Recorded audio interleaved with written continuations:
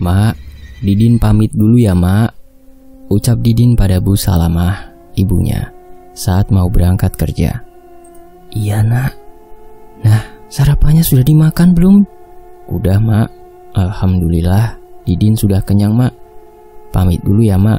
Assalamualaikum," kata Didin seraya keluar, karena Bu Salma masih ada di belakang. Dengan motor andalannya dan keranjang kainya, keranjang rombong, dan motor Supranya, Didin bergegas menuju ke tempat kerja. Didin bekerja sebagai kurir antar barang, dan dia sudah bekerja di sana lumayan lama. Meski gajinya tidak terlalu gede, asal dirinya bisa nyandeng sama mamanya gitu, karena dia juga memang harus menemani mamanya yang sudah berumur, karena bapaknya sudah meninggal dunia.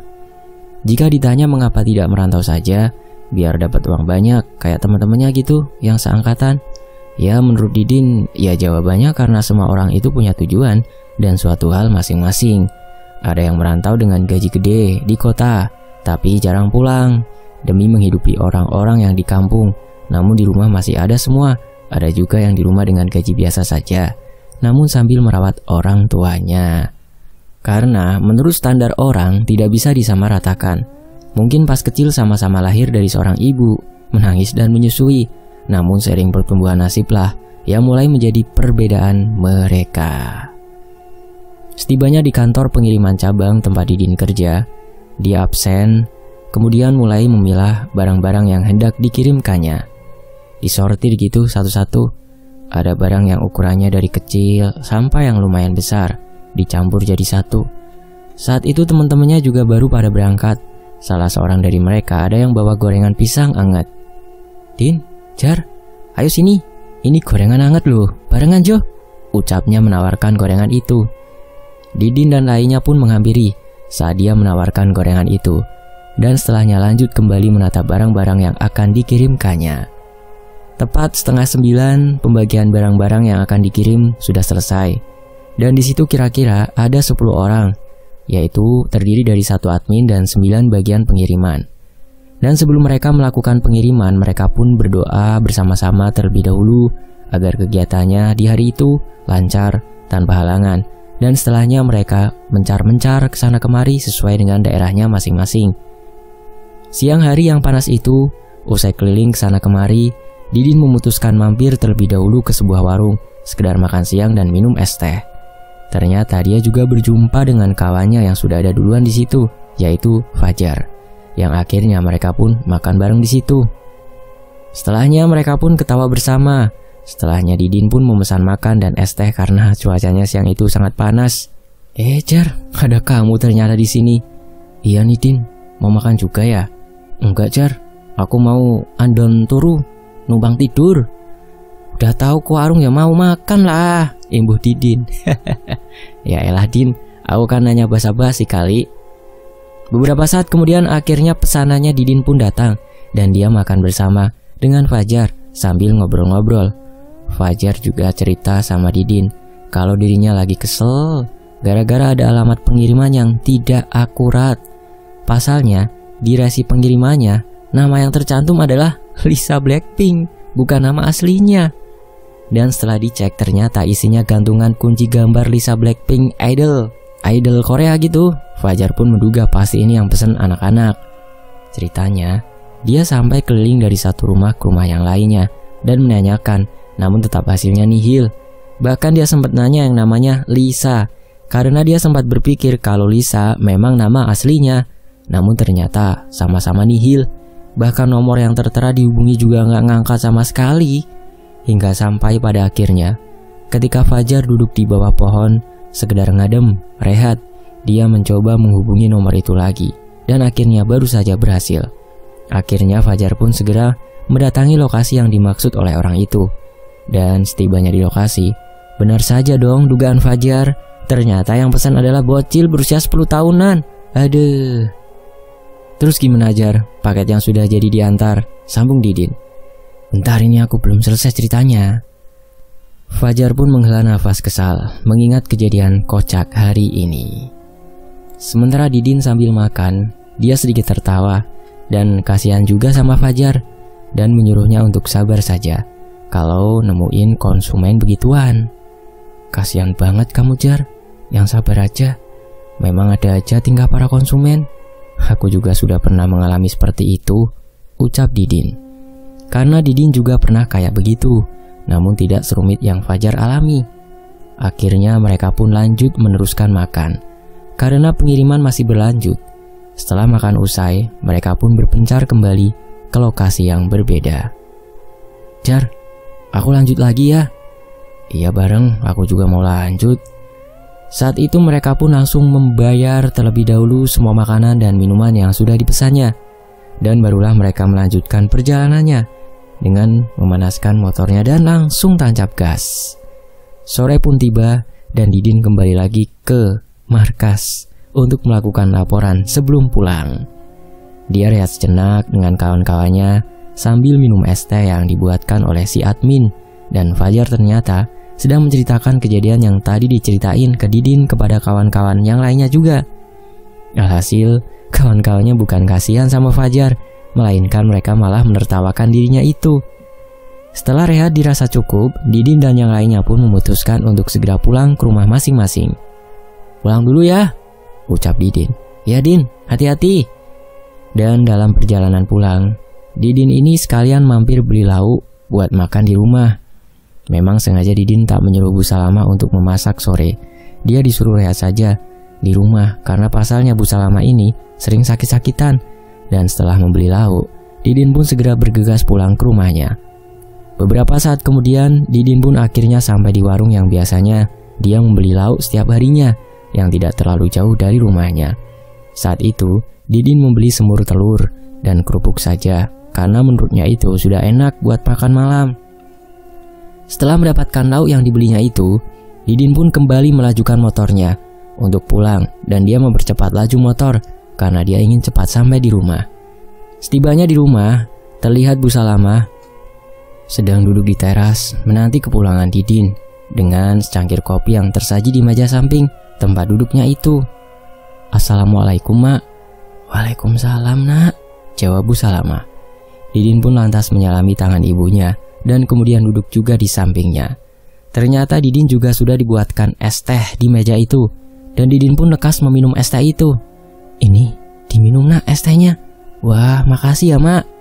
Bu Salama pun tersenyum saat itu. Didin juga menceritakan soal pekerjaannya dan ngobrol-ngobrol hal lain dengan ibunya. Gimana tadi kerjaannya Nak? Alhamdulillah lancar Mak. Tapi tadi aku dapat cerita dari Fajar temanku Mak. Katanya dia dapat paket dan dibuat muter-muter karena paketnya itu namanya Lisa Blackpink dan ternyata anak kecil yang order. Jelas Didin. Bu Salma pun tertawa mendengar cerita dari Didin itu dan membuat Didin pun senyum. Oh ya Mak, ini lauk buat nanti malam. Beli lauk apa kamu Nak? Itu tadi semur telur sama kerupuk aja Mak. Alhamdulillah. Kalau gitu aku mau mandi Mak. Udah capek dan gerah ini. Iya Din. Didin kemudian pamit bentar untuk mandi, sementara Bu Salama beranjak ke dapur menyiapkan nasi dan menaruh lauknya di wadah. Usai mandi selesai, mereka pun makan bareng dengan lauk yang tadi dibeli oleh Didin. Malam itu ketika mereka sedang santai duduk sambil nonton TV, Bu Salama ini berujar, apakah anaknya sudah pengen menikah? Nak, apa kamu sudah pengen nikah? Didin saat itu menjawab kalau dirinya belum pengen dan masih ingin kerja keras dan ingin merawat Bu Salama dulu. Aku belum pengen nikah Mak. Aku pengen kerja keras dulu dan mau merawat Mak. Makasih ya Nak, kamu sudah mau merawat Mama. Udah usah terima kasih Mak. Itu kan memang sudah menjadi tugasku sebagai seorang anak berbakti kepada orang tua. Lagian dulu aku juga dibesarin dan dirawat Mama. Jadi sekarang gantian aku yang merawat Mama, Ibu Idin. Dan Bu Salama pun terharu mendengar jawaban dari anaknya itu. Dia sungguh beruntung mempunyai anak seperti Didin. Akhirnya karena malam sudah mulai larut, Didin dan Bu Salama pun memutuskan untuk lanjut tidur. Esok paginya, Didin pun terbangun, namun dia merasa ada yang aneh karena Bu Salama belum terbangun.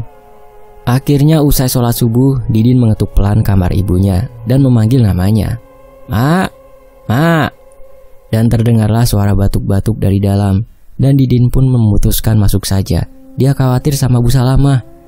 Nampaklah Bu Salamah dengan berbalut selimut tebal. Dia sedang kedinginan dan batuk-batuk. Dia sakit. "Mak, kenapa mak? Mama sakit lagi?" "Iya nak, ini mama kedinginan." Didin pun kemudian menawarkan untuk mencarikan bubur, dan Bu Salamah pun mengangguk. Bergegas pagi itu juga Didin keluar dengan motornya, menembus dinginnya angin pagi demi semangkuk bubur untuk sang ibu. Untungnya subuh itu salah satu tetangganya yang jualan di warung seperti biasanya sudah buka dan ada bubur juga. Didin pun membeli buburnya di warung itu untuk Bu Salamah. Singkatnya, Didin pun kembali ke rumah dan membawa bubur yang dibelinya dan teh hangat. Bu Salamah kemudian duduk bersandar pada dipanya dan Didin pun menyuapinya. "Sini mak, aku suapin," ucap Didin pada Bu Salamah. Beberapa saat kemudian setelah itu Bu Salamah sudah selesai makan karena buburnya itu tidak habis, jadi hanya sebentar saja. Hari itu Didin yang sebenarnya hendak izin kerja namun dilarang oleh Bu Salamah. Dia berkata dia baik-baik saja kalau ditinggal sendiri. "Mak, aku mau izin absen kerja saja ya mak hari ini. Aku gak mau masuk dulu, aku mau jaga mak." Gak apa-apa, gak usah izin. Mama baik-baik saja kalau tinggal sendiri." "Tapi mak, aku takut nanti ada apa-apa sama mama." "Sudah, kamu tenang saja nak, mama bisa jaga diri." "Sudah nak, kamu tenang saja, jangan khawatir. Berangkat saja sana. Nanti ibu titip belikan obat demam saja ya di apotik." "Iya mak, aku belikan sekarang ya." Setelah dari apotik, Didin pun kembali ke rumah dan memberikan obat demam untuk ibunya. "Ini mak obatnya." "Makasih ya Din. Sudah sana, kamu mandi dulu saja." Usai mandi dan siap-siap, Didin kemudian pamitan sama Bu Salamah dan dia akan sarapan nanti di luar saja. "Mak, aku berangkat dulu ya." "Kamu gak sarapan dulu nak? Nanti gampang, aku sarapan di luar saja mak." "Ya sudah kalau gitu, kamu hati-hati ya nak kerjanya." "Iya mak, mak jaga diri baik-baik ya." Didin berencana nanti siang pulang sebentar untuk membelikan makan buat Bu Salamah. Dan berangkatlah Didin, namun entah kenapa hatinya menjadi was-was usai tahu Bu Salamah sakitnya kambuh lagi. Saat itu Didin pun melajukan motornya. Dia mampir terlebih dahulu ke sebuah warung untuk sarapan. Pagi itu dia sedang sarapan pun rasanya seperti tidak enak dan enggak doyan makan karena terus kepikiran dengan ibunya yang ada di rumah. Sampai akhirnya dia pun tidak menghabiskan nasi yang sudah dibelinya itu. Setelah selesai sarapan, dia kembali berangkat menuju ke markas atau kantornya, gudang, untuk mengambil barang-barang paket yang akan diantarkan. Didin lagi menata barang-barang paket ke keranjang motornya. Setelahnya Didin mulai berkeliling ke sana kemari mengantarkan paket sesuai alamat. Entah kenapa hari ini langsung mendung, tak seperti biasanya, seakan menandakan sesuatu. Tepatnya jam 11 siang, Didin yang saat itu kembali ke kantor untuk mengambil paket lagi, hujan pun mendadak turun. Didin pun mutusin rehat sebentar, sembari menunggu hujan reda. Dia malah kembali khawatir dengan Bu Salamah di rumah. Baru saja Didin terduduk, dia mendapatkan telepon dari kawan tetangga yang rumahnya dekat dengannya. Dia mengabarkan kalau Bu Salamah sudah meninggal dunia. Dia ditemukan sudah terbujur kaku di dipannya. Saat itu Didin hanya terdiam kaku, tidak bisa menjawab ucapan temannya itu, dan langsung memutuskan sambungan teleponnya. Dek, HP-nya langsung terlepas dari genggaman dan terjatuh. Didin buru-buru izin sama kawannya yang ada di situ, sama supervisornya juga, dan mengabarkan kalau ibunya baru saja meninggal. Kawannya kaget mendengar kabar itu. Innalillahi wa inna ilaihi raji'un. Yang sabar ya Jar, gimana aku anterin pulang saja ya? Aku takut terjadi apa-apa sama kamu di jalan. Udah gak apa-apa Jar, aku bisa pulang sendiri. Di perjalanan Didin benar-benar menangis. Dia tidak menyangka dengan apa yang terjadi. Namun saat itu dia melajukan motornya dengan kecepatan tinggi karena dia ingin cepat sampai di rumah. Beberapa saat kemudian, Didin pun akhirnya sampai juga di rumah. Terlihat di depan rumahnya itu sudah ada banyak orang yang kumpul. Didin pun langsung masuk ke dalam rumah dan dia langsung memeluk jenazah mamanya sambil nangis kejer. Ya Allah, innalillahi. Bahkan saat itu Didin juga sampai pingsan beberapa kali karena lemes dan shock berat. Singkatnya pemakaman pun dilaksanakan Dan Didin benar-benar terpukul sekali. Dia menyesal kenapa tadi tak ambil izin kerja saja, gak usah berangkat. Dia tak bisa menemani Bu Salamah di saat-saat terakhirnya. Namun para warga dan kawannya mencoba mentabahkan Didin dan menyuruhnya untuk mendoakan Bu Salamah saja, supaya di alam sana dia tenang. Mas Didin, yang sabar ya, yang tabah. Jangan larut-larut dalam kesedihan mas, tidak baik. Ikhlaskan biar Bu Salamah jalannya lancar, tenang di sana. Setelah itu Didin memutuskan untuk izin 3 hari karena hatinya masih gundah, penuh kesedihan. Bahkan di pengajian malam harinya, teman-teman kurirnya juga pada datang dan mengucapkan bela sungkawa, menyuruh Didin untuk tetap tabah dan sabar. Saat izin cuti 3 hari itu, di rumah Didin selalu melamun karena masih berkabung duka. Bahkan dia juga jadi malas untuk melakukan apa-apa. Makan juga tidak pernah. Membuatnya pucat, lesu, seperti tidak terurus. Usai 3 hari kemudian, Didin pun berangkat lagi ke gudang. Dan dia disemangatin kawan-kawannya agar bisa menerima keadaan.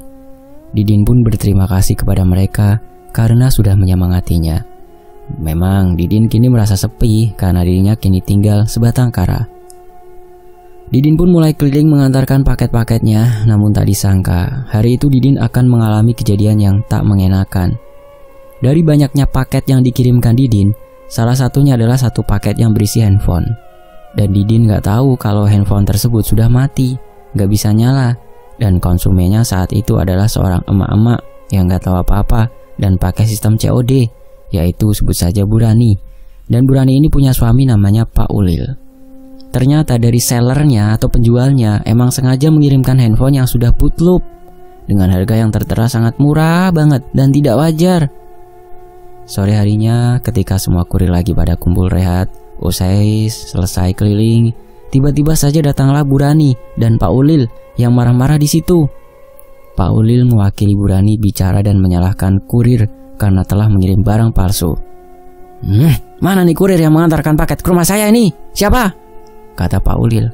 Saat itu Fajar melayani mereka dan Pak Ulil menuduh kalau kurir telah menukar barangnya. Maaf Pak, ada yang bisa dibantu? Ada apa ya Pak? Tanya Fajar. Ini tadi pasti kurir sudah menukar barang yang datang tidak sesuai ini. Sabar dulu Pak, saya boleh lihat dulu barangnya Pak. Pak Ulil menunjukkan handphone yang dibelinya. Tidak menyala. Entah apa yang Bu Rani katakan pada Pak Ulil, sampai-sampai Pak Ulil menuduh kurir telah menipunya. Tuh kan, Mas lihat sendiri, ini pasti kurirnya menipu istri saya ini. Didin pun menghampiri mereka dan dia menegaskan kalau dirinya tidak menukar barang itu dan berkata mungkin saja sellernya yang nakal. Namun Pak Ulil masih tetap ngeyel dan menuduh Didin telah menukar barangnya. Sampean ya yang kirim tadi ini? Maaf Pak, saya tidak menukarnya yang Bapak tuduhkan seperti itu. Dan lihat dulu harga yang dibelinya Pak. Tidak bisa begitu. Kenapa sampean malah menyalahkan istri saya? Saya bisa tuntut sampean ke jalur hukum. Tapi sumpah Pak, saya tidak menukar barang itu.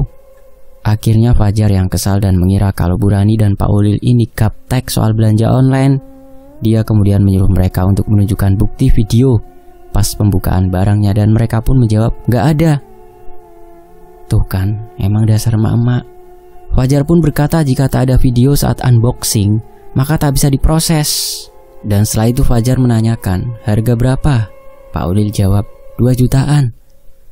Kalau ada bukti video pas bukanya gitu ya Pak ya, atau bahasanya itu unboxing ya, itu bisa diproses Pak.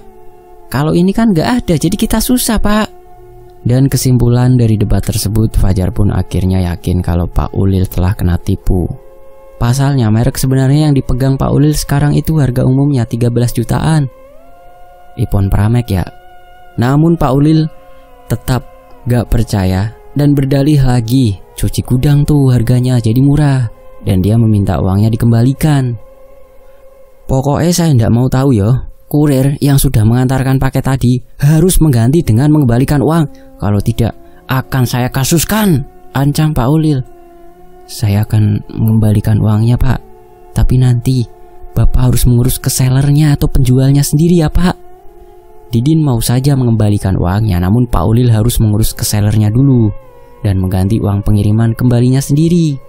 Namun Pak Ulil menolak dan berkata Didinlah yang harus mengurus semuanya dan juga membayar ongkos kirimnya ke Bali. Pokoknya Pak Ulil nggak mau tahu. Loh, ya nggak bisa gitulah Pak. Didin pun menolak tegas kalau itu bukan urusannya. Itu urusan penjual dan pembeli. Kan Didin cuma nganterin paket saja. Dan tiba-tiba mungkin Pak Ulil yang kesal tiba-tiba memukul Didin sampai tersungkur hingga dia tak menduganya. Berguak. Udah main tangan tuh Pak Ulil. Semua orang terkejut dan Fajar buru-buru mendorong mundur Pak Ulil. Admin bergegas mengabadikan momen itu biar jadi bukti kalau Pak Ulil melakukan kekerasan, main tangan. Namun Pak Ulil malah kemudian menyumpahi dan mengatai Didin, mencaci maki dengan kata-kata kasar, menuduh penipu. Namun Didin tidak meladeninya lagi. Dia tahu betul kalau dirinya tidak salah. Akan tetapi hal mengejutkan setelahnya Pak Ulil ini berucap dengan menyumpahi ibunya dengan kata, ibunya agar mati mengenaskan dan masuk neraka. Ya sontak saja Didin yang hatinya masih berduka itu, dia tak terima mendengar hinaan Pak Ulil menyebut ibunya yang baru saja meninggal. Ya sebetulnya Pak Ulil yang gak tahu kalau ibunya Didin itu baru meninggal. Itu hanyalah kata emosi yang memang sengaja dilontarkan dari mulutnya yang kelepasan. Didin pun sontak bangkit dan menerjang Pak Ulil dan menghajarnya habis-habisan, namun kemudian dilerai oleh Fajar. Akan tetapi dengan wajah penuh amarah, Didin memaki Pak Ulil yang beraninya menghina almarhumah ibunya. Dasar anak kurang ajar. Siapa ibumu yang sudah mendidikmu? Tidak becus mendidik anak. Tidak ada sopan santun sama yang lebih tua. Saya sumpahin ibumu nanti akan mati mengenaskan dan masuk ke dalam neraka. Begitu kalimat makian Pak Ulil kepada Didin. Pak Ulil yang ketakutan melihat Didin yang tadi hanya diam saja, kini malah menjadi kesetanan. Dia pun memutuskan pergi dari situ dengan masih kecewa pada si kurir. Bangsat! Yang salah siapa? Kenapa aku yang disalahkan? Yang tidak ada sopan santun itu sampean, Pak. Balas Didin. Bisanya marah-marah pakai kekerasan. Dari tadi saya sabar-sabari, tapi sampean benar-benar sudah keterlaluan, Pak. Sampean kira saya takut dengan sampean? Hah? Saya tidak terima sampean menghina dan memaki ibuku. Sini maju kalau berani. Ayo kita lanjutkan single. Didin pun kemudian ditenangkan oleh teman-temannya dan kurir lainnya yang akan membereskan masalah ini nantinya. Wes Din, sudah tenang. Jangan diladenin sudah. Kamu yang sabar Din, biar nanti kita yang menyelesaikan masalahnya. Kamu jangan khawatir. Didin saat itu masih bersungut-sungut dengan nafas yang tidak beraturan karena menahan amarahnya yang sudah sangat memuncak sampai wajahnya merah padam. Akhirnya setelah kepergian Pak Ulil dan Bu Rani, Didin diberikan air putih oleh Fajar supaya dia lebih tenang. Malam harinya, ketika Didin duduk di teras rumah dalam sepinya, malam itu dia kembali teringat dengan Bu Salamah. Dia kangen dengannya. Dia masih gedek juga dengan Pak Ulil tadi sore. Dia tak terima atas hinaannya itu. Dia pun akhirnya akan membalaskan dendamnya pada Pak Ulil dan Bu Rani. Namun karena malam itu sudah larut dan hujan juga turun semakin deras, Didin memutuskan untuk masuk ke kamar dan kembali tidur karena sudah lelah tenaga dan batinnya. Singkatnya, di hari Minggu ketika sedang libur kerja, Didin ini pergi ke salah satu rumah tua yang diketahuinya. Rumah itu ada di desa lain dan dekat dengan sungai. Setibanya di sana, Didin langsung menyambangi rumah tua itu dan muncullah sosok kakek tua yang bernama, sebut saja, Mbah Nakir dari dalam rumah. Tok tok tok, permisi Mbah. Suara pintu dibuka. Ternyata Mbah Nakir ini adalah seorang dukun dan Didin berkata kalau dirinya ada perlu dengannya. Akhirnya Didin pun diajak masuk ke dalam rumah. Ada apa anak muda? Kamu datang kemari? Saya ada urusan Mbah. Mau nyantet seseorang. Saya dendam banget sama dia. Sini, masuk dulu. Kita bicarakan saja di dalam. Usai duduk di tersban tamu, Didin pun kemudian menjelaskan maksud kedatangannya ke situ, bahwa dia hendak menyantet sekaligus dua orang. Dengan foto Pak Ulil dan Bu Rani yang telah Didin dapat diam-diam dari rekaman admin yang telah dicetaknya. Foto itu diberikan kepada Mbah Nakir. Coba jelaskan, bagaimana ceritanya dulu? Dan kok sampai begini, apa maksudnya? Saya ini tidak terima Mbah. Saya dituduh menipu oleh orang itu. Dan orang itu sudah menyumpahi ibu saya.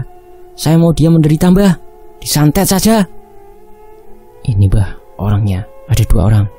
Saya mau mbah santet 2 orang ini sekaligus, buat mereka menderita mbah, ucap Didin sambil memberikan fotonya. Mbah Nakir pun paham dengan penjelasannya diucapkan Didin. Mbah Nakir pun menyanggupinya dengan syarat harus bayar mahar atau ganti sesajen 1,5 juta untuk jasanya, dan Didin pun tidak masalah, setuju. Didin menghendaki Mbah Nakir untuk mengirimkan santet agar Pak Ulil dan Bu Rani ini mulutnya busuk dan wajahnya penyakitan, serta teror-teror pocong di malam harinya. Mbah Nakir pun lantas melakukan ritualnya, dan Didin hanya menyimak sambil merinding saat itu.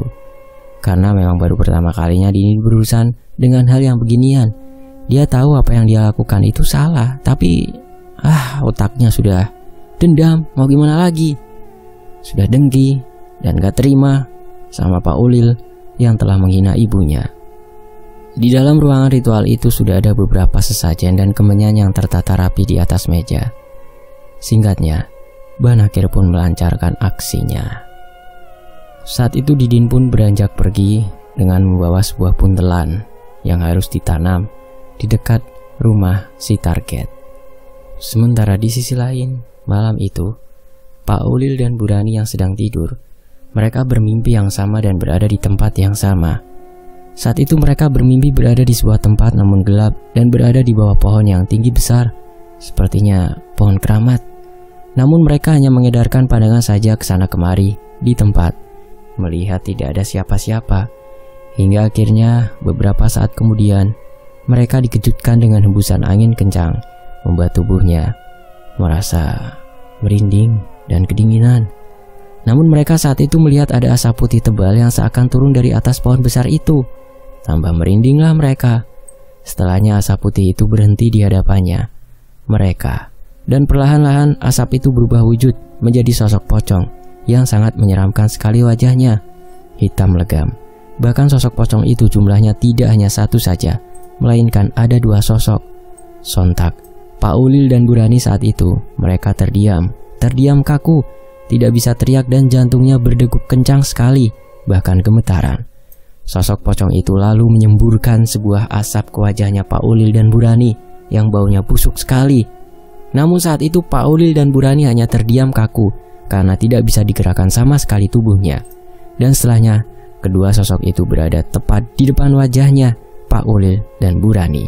Sosok itu kedua matanya melotot tajam, sangat menyeramkan sekali, seakan menyimpan rasa marah. Hingga akhirnya setelah itu Pak Ulil dan Bu Rani terbangun dari tidurnya. Mereka berdua yang terlonjak bangun saat itu, napasnya tidak beraturan sekali, jantungnya berasa berdebar kencang mau lepas, dan keringat dingin yang membasahi tubuhnya. Sesaat kemudian, tiba-tiba saja mereka merasakan gatal sekali pada wajah dan terasa panas. "Pak, wajah ibu kok tiba-tiba gatal dan panas ya Pak?" "Iya Bu, sama." Mereka pun berebutan ke kamar mandi untuk cuci muka.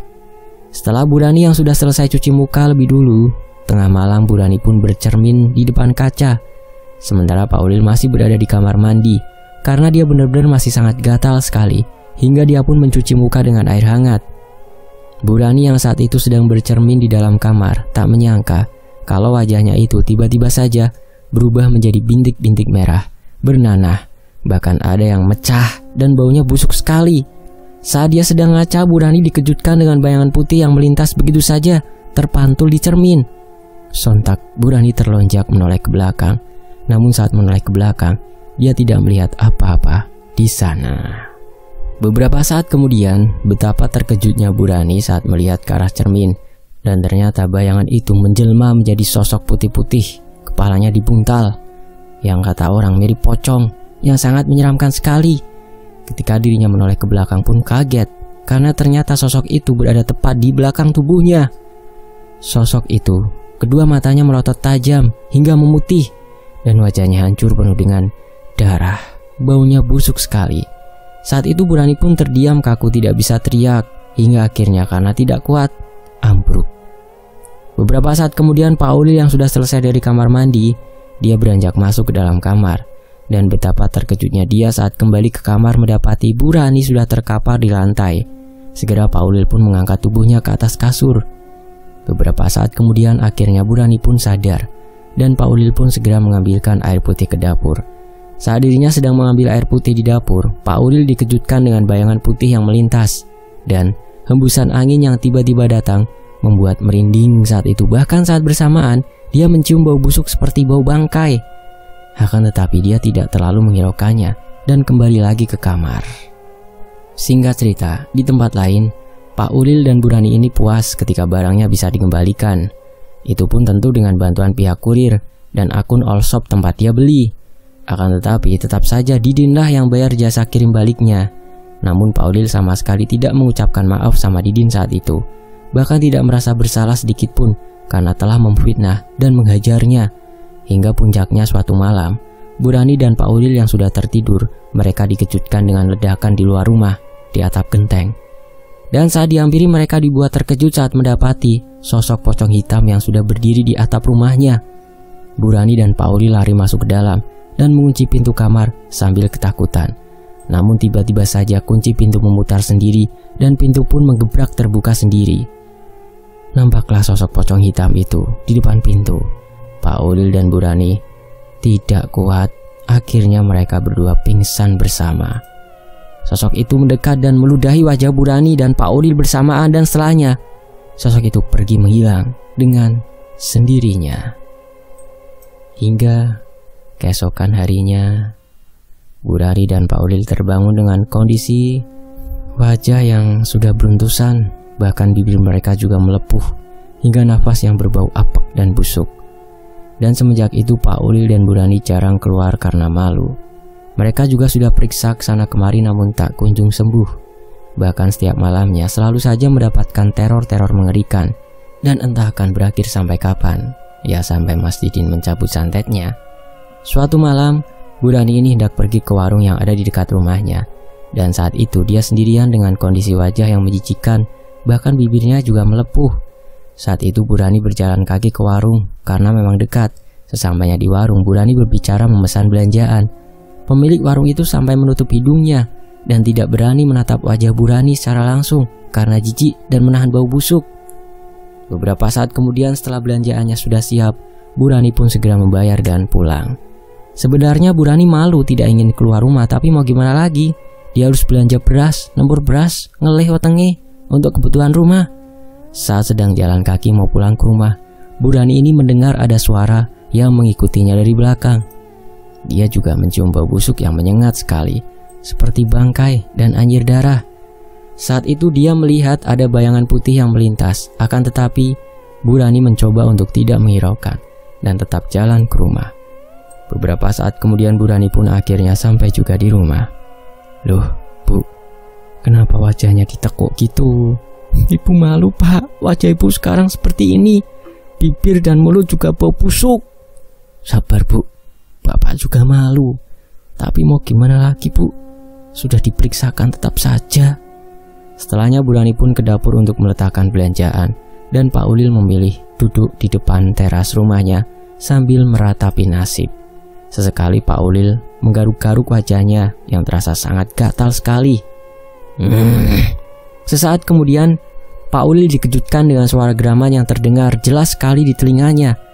Namun dia melihat ke sana kemari mengecek, tidak ada apa-apa, sehingga membuatnya merinding saat itu, dan Pak Ulil memilih untuk masuk ke dalam rumah saja. Akan tetapi baru saja Pak Ulil yang mau masuk ke dalam rumah, dia sudah disambut oleh sosok pocong yang ada di depan pintu. Sosok itu jelas menyeramkan dengan tatapan yang tajam seakan marah padanya. Mulutnya menganga. Hingga akhirnya Pak Ulil terperanjat dan dia teriak sampai akhirnya dia ambruk pingsan lagi di depan pintu. Sementara Bu Rani yang saat itu sedang berada di dapur sedang menata belanjaannya sambil membuatkan kopi untuk Pak Ulil, kaget mendengar teriakan suaminya dari depan. Segera Bu Rani pun keluar untuk melihat apa yang terjadi. Dan betapa terkejutnya Bu Rani melihat Pak Ulil yang sudah terkapar di depan pintu.